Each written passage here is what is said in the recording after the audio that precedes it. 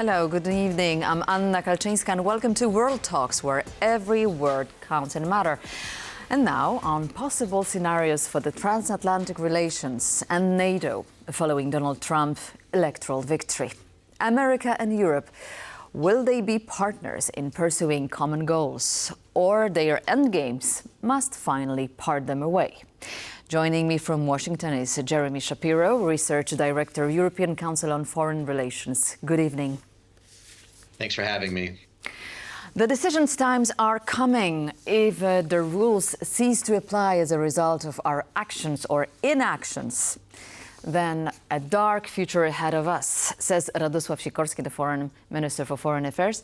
So who is taking the lead in the transatlantic relations, in your view? Is the weight on the European side as of this January? Well, it's not clear that anybody will be in the lead of the transatlantic relationship come January. Clearly, transatlantic relations, particularly over the last 4 years, have been very much an American show. Particularly since the invasion, the Russian invasion of Ukraine in 2022, America has really served as the sort of spine of the transatlantic alliance. But that's not something that's precisely new. Trump really repudiates that view, but it's also very clear, I think, as was made clear in some of your segments, that Europe is not really ready to take up the mantle. Perhaps Poland would like to, but I think many of its partners are not in the position to do so. So I think there will be a big void in transatlantic relations come January.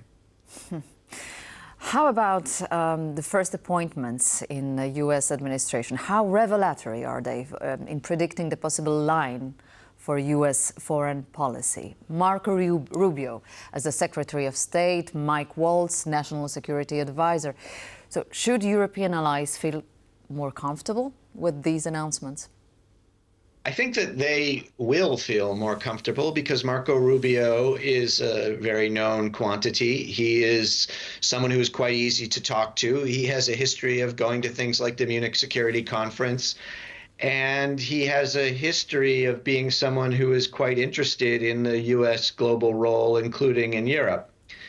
But I think if Europeans would be unwise to be reassured by Marco Rubio's appointment for several reasons. First, he's going to be the Secretary of State, which I don't know if people have noticed recently, but the Secretary of State hasn't been a very powerful position in U.S. foreign policy for quite some time. And foreign policy is increasingly being concentrated in the White House. And that should be even more true in the Trump administration than it was in the Biden administration. And it was already quite true. Secondly, Marco Rubio got this job, or appears to have gotten this job. It's not official yet. Because he has, over the last 7 or 8 years, really demonstrated a very slavish devotion to Donald Trump. He has completely changed his views on any number of issues. And I think he is now someone who very much follows the line of Donald Trump's wing of the Republican Party, which says that the Ukraine war is not really America's business and is not something that America should be devoting a lot of resources to. And I think all of the early appointments are people who at least say that, and I'm not really sure it matters whether they mean it or not. Quite pessimistic view. Well, but it's true that Europe is not exactly in the center of attention of Donald Trump. That's for sure, and this is an understatement. But we all try to figure out what is actually the real idea behind the plan on Ukraine by Donald Trump. I mean, getting the Europeans together and forcing them to spend more on defense, or maybe abandoning the American leadership in the negotiations, or maybe freezing the conflict by allowing the Russians to take their part of the territory they won over. None of this will take place in a matter of weeks, yet Donald Trump promised it to solve it within a moment, a blink of an eye. Yeah, well, look, he said he would solve the war in 24 hours from the election. It's already been a few days from the election, so he's already missed that promise. I don't think that's anything new. I don't think we should assume that his hyperbolic promises will be even something that he tries to bring to pass. But I think that the way to understand this is not to think about what Donald Trump is trying to do with Ukraine. It is to think about what Donald Trump is trying to do with American politics. He made a couple of promises during the election campaign, which I think he really wants to keep. The first is that he is a president of peace, that he can bring peace to a chaotic world. Americans don't care a lot about the Ukraine war or even the Gaza war, but they are there is a sort of general sense of instability, and they look to their president to create stability. And he says he can do that. I think the second thing he really wants to do, and he has a long history of this, is to show that he can be a better president than his predecessor and to show that he can do things that his predecessor could not. Ukraine, I think, fits into that context. It's something that he wants to show that he can bring peace to this area, that he can end this war really rather than bring peace in a way that Biden could not, and then he can show leadership, and he can get America out of another war that doesn't involve it. So I think that's going to be his effort. If you think about what that is not an effort to find a settlement that is acceptable to Ukraine or Russia, for that matter, or really anybody. He doesn't care about the content of the settlement. He just wants to have one, maybe have a nice signing ceremony on the White House lawn or something, and submit an application to the Nobel Peace Prize Committee. So you mean it would be a frozen conflict in Ukraine for one term presidency for 4 years? So is it possible? Possibly, yeah. I mean, I think he would be very satisfied, and his administration would be very satisfied with freezing this conflict. And he could then simply come to the American people and say, look, they were fighting before, they're not fighting now. Look, we were sending $60 billion a year before, we're not sending that now. So I have succeeded. And you know, if 10 years from now, 7 years from now, another war breaks out, that's, not his problem. Okay. There's this announcement of a meeting between Joe Biden and incumbent president and Donald Trump. So what's on the agenda? I mean, what can we expect from it? From the meeting, I think it's a sort of it's a meeting that's done by tradition. The incoming president greets the new president, and he gives him some advice, tells him what are the hottest issues.